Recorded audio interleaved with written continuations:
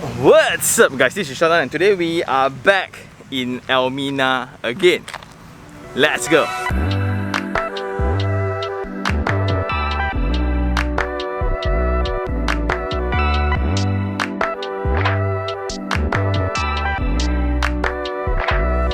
I think from our last visit here, it's around 1-2 years already, and many things has happened. Today will be somewhat like an update township review, but generally we are here to look at several things. Number one, the entire update, right, on infrastructure, what has been built. If you look into the launches, right, the sales launches, all of it sometimes sounds too good to be true, where this one sold out, this one sold out, this one sold out, this one 95 sold. It's just crazy. Therefore, we will need to tally the story that we documented back then on the lifestyle element around this township. So how is the parks like? How is the new SS road like?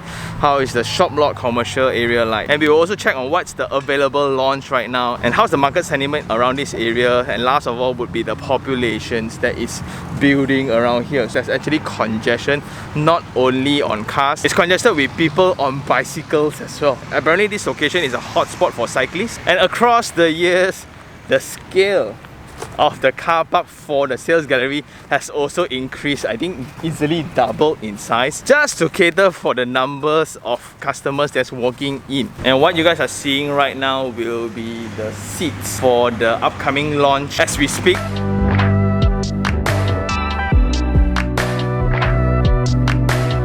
So this is Elmina, and the main road that connects to Elmina will be this Guthrie Corridor Expressway. It's also located next to this forest reserve, and the hype for this location is also because of this brand new highway that connects to Kota Damansara interchange, Mont Kiara in the future, that connects to Penchala Link that side, and it's called the Dash Highway. Unfortunately, this is out of the jurisdiction of the developer, but it's still forecast within next year it will be completed. Then as we are in a scale model right now, we get to see the Guthrie Corridor Expressway. This is the main circulation pathway to the entire township. So this will be the sales gallery, and right across the highway there will be the very famous park. That will be the Elmina Valley. So Elmina Valley 1, 2, 3, 4, 5 all sold out. Even the secondary market now is super active, and that will be their Elmina Green series at the far end. Previously, before the internal roads were constructed, the only way to access that area will be going down a highway, but now there's an update of the new internal circulation, which makes things even more convenient. So now looking from the other side, this will be the Elmina Valley series, right? And this will be the new internal road passing by the new parks and the Forest Institute. This internal road connects the residents into Elmina Green, and you have 1, 2, 3. The latest one that will be launched as we speak, Elmina Green 5. So if we pay attention to Elmina Green, right, there's this TMB Rentis here. So this will be all the land dedicated for the pylons. Indirectly, that means the internal plots will be where you want to be, and it makes sense for them to keep this as one of the later launches.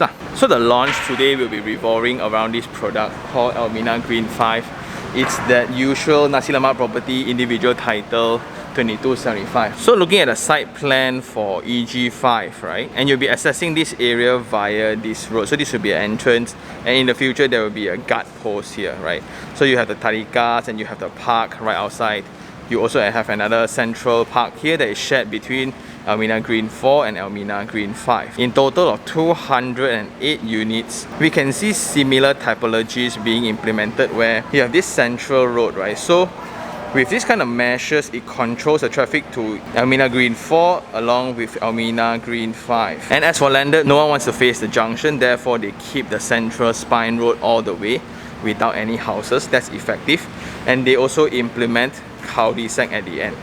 That encourages security, as when you drive in, right, only residents of this row will be accessing internally. And what's interesting, you can also see the consideration for pedestrians at this pathway. It's pretty generous in terms of this road, in terms of the back alleys. There is a connection of residents over to the park. And then in order to suit the organic form of the boundary, they tend to be irregular forms at the end, therefore there will be the corner lot. So it's entirely up to you which one you pick or which one you get to buy in this sense. But something to highlight as well would be the 3 parks just for these residents alone. You can see 1, 2, 3. My kid will go insane. Also something to highlight, most of the houses are north-south facing.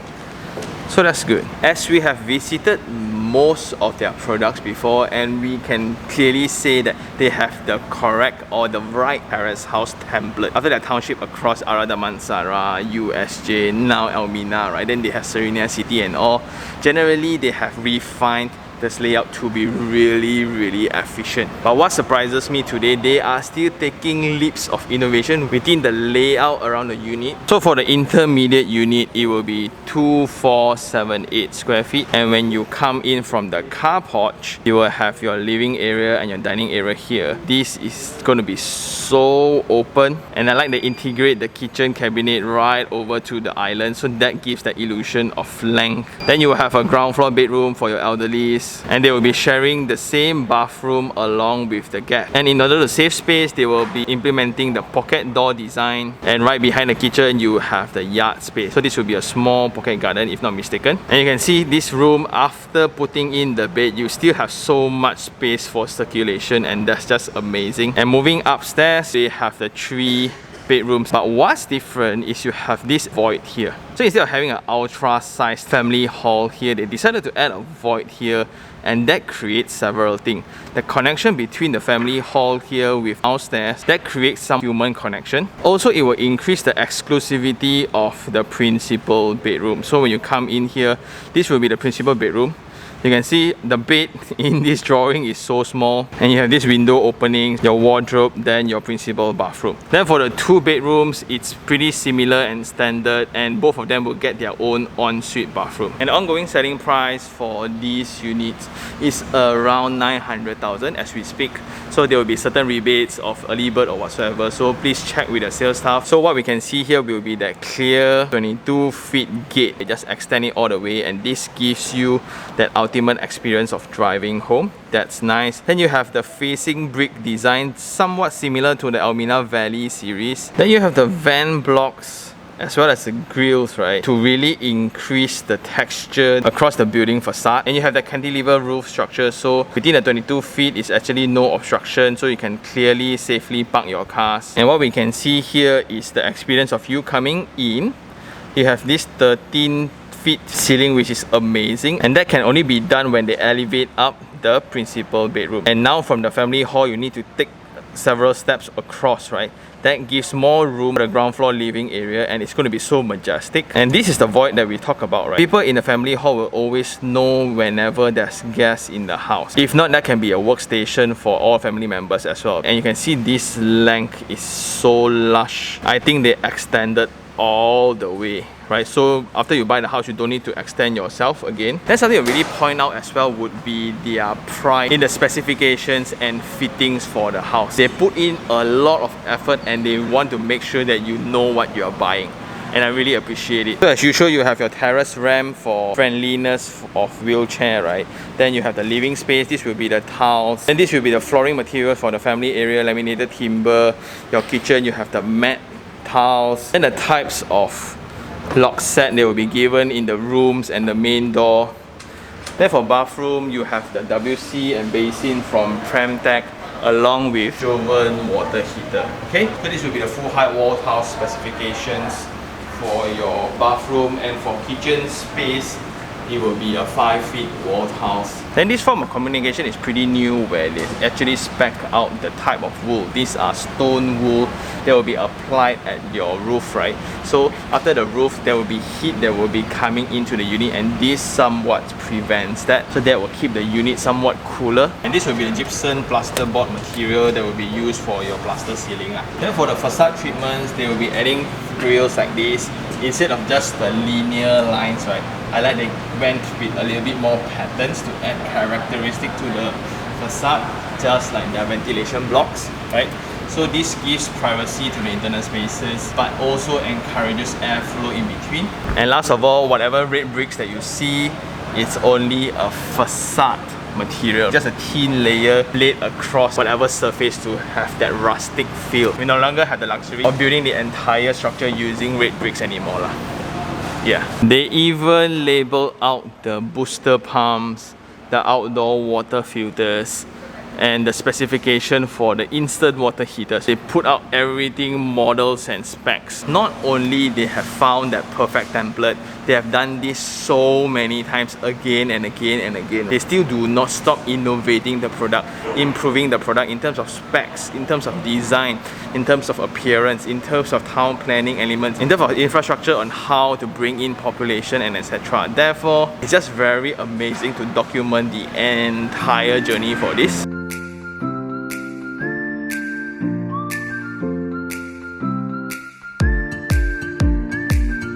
And now we are out from the sales gallery. Here we can really see clear demarcation of the bicycle and jogging pathways. Also, it's covered via safety concerns where you have the landscape at the road buffer to ensure that cars won't crash. You even have the safety barricades and all. And for shading purposes, you just check out the density of plantings.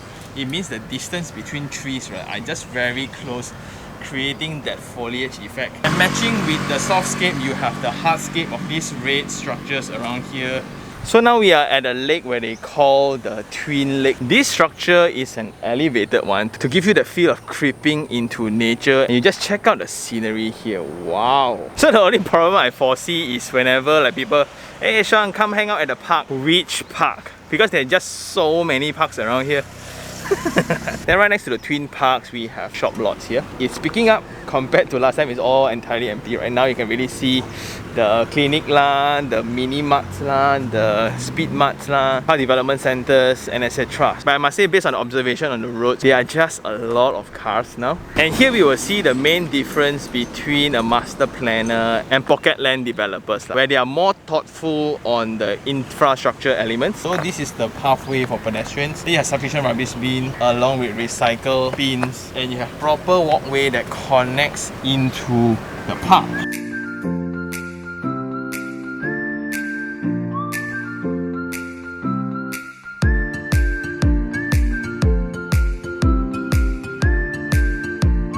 So just now we just passed by one of the feature parks of Elmina itself, and that park on the weekends, right, it's jam-packed. And because of MCO now, we certainly have this realization of the importance of parks. There's a particular spot within the park. They call it an inclusive park. So if you remember on their product, they're pretty considerate and thoughtful for people on wheelchairs. There will be ramps across the entire ground floor, from the bathroom into the living room into the carport. And now they are even including that concept into the park. That's awesome. Now we are in this different spot. It's called the Elmina Rainforest Knowledge Center. So this is a structure that is fully built using recycled materials, and that is with the intention of educating people about the rainforest, because right next to this site will be the rainforest. So there's a few initiatives. The first one is to educate the public on what kind of plants are being planted around this area. And generally they want to follow whatever that is available in the rainforest. So what they're doing now is they are tagging the species, and they will be planting their own trees. Well, next to the Rainforest Knowledge Center, we have the Living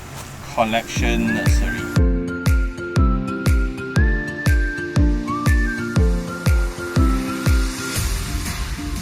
So what you guys are seeing now will be the little plants that will be nurtured here, right, until they grow up. Then they will be used for township, where they plant along the roadside or the boundary. Because this is just a very big master plan, they need a lot of trees. People can also come here to learn about them.